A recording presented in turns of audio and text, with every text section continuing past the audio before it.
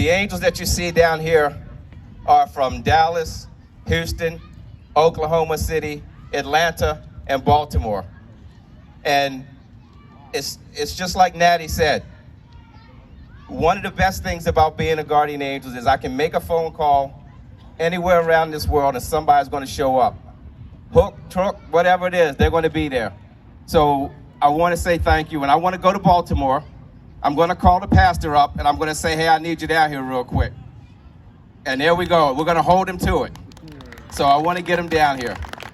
So with that said, I want to introduce you guys to the founder of the Guardian Angels, who started this stuff as manager of a nighttime McDonald's in New York City and grew an organization around the world that's been around 41 years. So, ladies and gentlemen, the founder of the Guardian Angels, Curtis Sliwa. Oh, yeah. Mickey D's, I'll never forget it, in the Bronx. I was a night manager. This was in the late 70s in New York City. It couldn't have gotten more hopeless. Murders, rapes, robberies, gangs everywhere, hopelessness and despair. Couldn't depend on the politicians. It didn't matter whether they were Republican or Democrat. Couldn't depend on the police. They basically were waving the white flag. But if you've grown up and you believe that one man or one woman can make a difference, like I was birthed into this world by my parents, then you're just not going to roll over and fold like a cheap camera to evil. Because when good women and good men do nothing, we learn that evil will triumph. So I figured I would do a good thing. My grandfather had raised me. He said, you know, for every one success, there are 9 failures. So I started the Guardian Angels. Unarmed young men and women riding the subways, not asking anything in return. And we had to battle the Uzi-toting, dope-sucking, psychopathic killing machines. 6 Guardian Angels shot and killed in the line of duty. Many more seriously injured. And by the time that the cops had arrested me for the 77th time, can you imagine that? 77 times. Imagine crime fighter in there in the house of the criminals. Feet don't fail me now. I ended up sleeping in jail because it was just fight to survive. But the cops didn't understand who we were. The politicians didn't understand who we were. They were all out to eliminate us. So I said to my grandfather, when am I going to have my first success? And he said in Italian, pazienza, patience is a virtue. The world moves very slowly. People don't accept new ideas, don't accept responsibilities. This was a man who had no education, couldn't read or write, but he had basic common sense and pragmatic skills. So I trudged on. And as Marcus mentioned, we're in 13 countries now in 130 cities, and we have 5,000 members. Some of them represented here today. If you notice, black, white, Hispanic, Asian, males, females. And it's not necessarily by design, because we knew there were good men, good women out there. We knew if you have a good concept, they will come to you. We knew there were more good men and women out there than evil, than gangbangers and drug dealers, and those who were intent on doing harm to society. We knew that the concept of us and we would triumph over I and me. And then that fateful call came from Atlanta in late 1979. I was barely able to survive in New York City with all the Michigash craziness going on there. But it was black women whose sons were disappearing at an alarming rate, who were being found dead. You may remember the child murders of Atlanta. From 79 to 81, the most powerful law enforcement agencies, FBI, Georgia Bureau of Police, the various local law enforcement and state troopers, couldn't find the person or persons responsible for this. And every month, another young boy was found dead, strangled. And the call came to the Guardian Angels. And look, we were used to patrolling the streets of the Bronx and Brooklyn and New York City and riding the subways. What do we know about Atlanta? Jack-diddly squat. So we arrived in Atlanta, didn't have 2 nickels to rub together. But when you do good things, as I was birthed and brought up to believe, good things will happen to you in return. And somehow, some way, we ended up in the projects. We ended up with food at the end of the day on the plate. And we were so honored when the local people who understood what we were giving up for them asked us to be the pallbearers and serve with the families who were totally devastated and destroyed by the loss of their young boys. But we heard the murmurs underneath.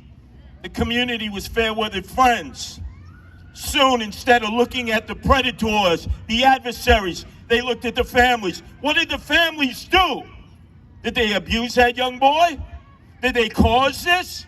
The victims were suddenly being looked upon as if they were responsible. And we said, wait a second, you're not going to victimize them a second time. So we stood with the families, mostly single women, raising children side by side. And eventually, when the individual was caught and incarcerated and the murders and the strangling stopped, to this day in 2020, those women and their family members will never forget the actions of the guardian angels. And if you happen to be near a booth tube, a TV, in April, you'll see that documented on HBO as the retrospective of the kidnappings and killings of the young black boys in Atlanta is brought to everyone's memory. That was 40 years ago.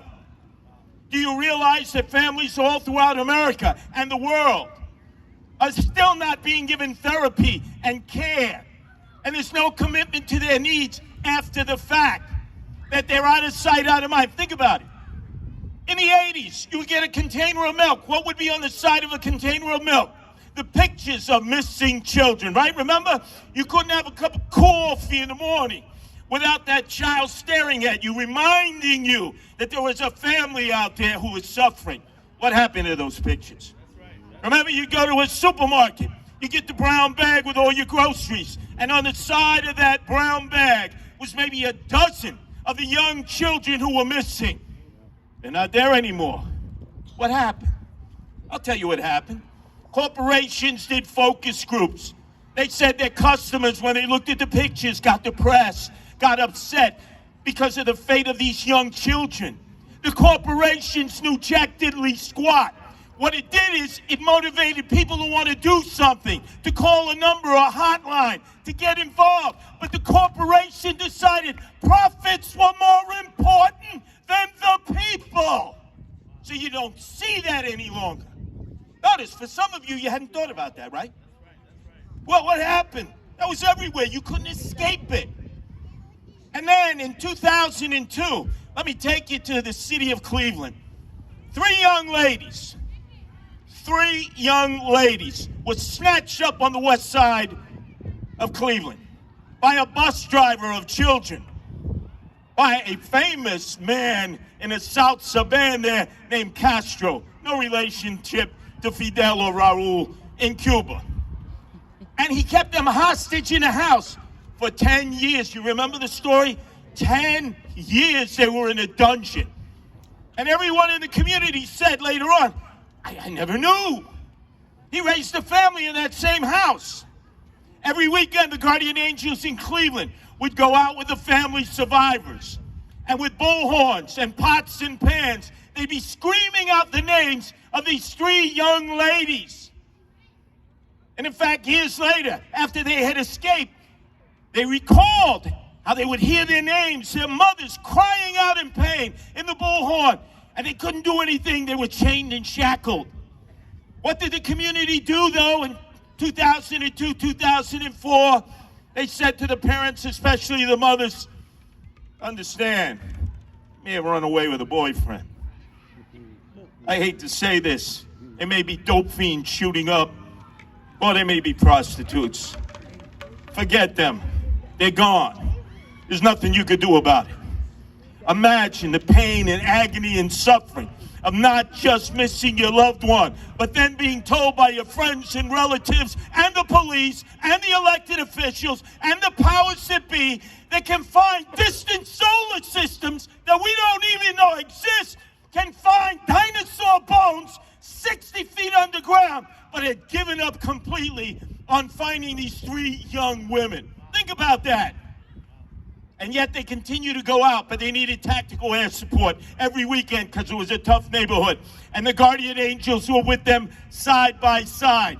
10 years later, the young girls who are now young women were extricated. The whole world began to learn of this horrible tragedy. And instead of sitting back and saying, what did we fail to do? They besieged these young girls. They immediately wanted to interview them, interrogate them, not even give them a chance to rebond with their families. And once again, the Cleveland Guardian Angels were there with them to protect these young girls that society had given up on. Because that's what we do 24/7, 365. And we talk about missing people and victims of violence. I can speak to you personally. In 1992, I get in the back of a yellow cab. I'm going to Madison Square Garden in the morning. As you can imagine from the way I talk, I'm a radio talk show host in New York, fairly well renowned. And that's how I earn my coin, because we're all volunteers. And in the back of that cab, some of the Gabons, some of the Jadruls, some of the knuckle draggers of John Gotti Sr. and John Gotti Jr. and the Gambino crime family popped me with 5 hollow point bullets in my lower extremities. Now, what's the over-under point spread that I would survive that? If any of you were degenerate gamblers, you knew I was dead on arrival. They thought I would bleed out.